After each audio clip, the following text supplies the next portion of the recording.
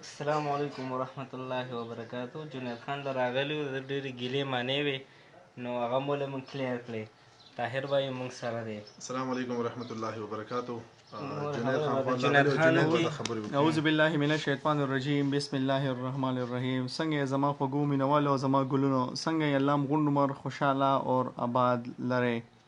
دا سکار د ګلونو کنا چې دا خلک لګیا دي، لالا پسې لګیا دي اور ما پسې لګیا دي، نظیر پسې چې کمی لګیا دي. صحیح شو روزانه هغه داسې کار دی چې ما بل ورځ نظام الدین روزان هم راغلی و.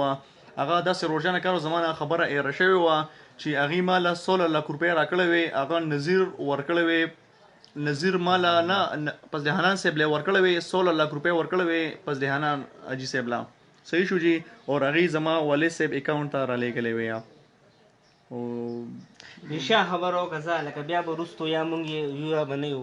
طاهر بھائی تاسو نه 1 روپۍ والده یا د شک یا سمپدا سره زما د ګلونو طاهر بھائی داسې کار دی، زما خبر اورئ، زما خپل لایف دی پوه شولې، زما کسان روان دي، زما لایف ګوري. صحیح شو جی. طاهر لالا چې زما سره څه کړي دي که نه، زه به هغه غونډ نمره پورې ایډ راشم پوه شولې. دویمه خبر داسې ده که نه چې طاهر باندې چې کوم الزامونه لګوي، نو چې الزام لګوي نو ثبوتونو سره به الزام لګوي، چې ثبوتونه نه وي نو الزام یو کس باندې تهمتونه نه لګول پکاره.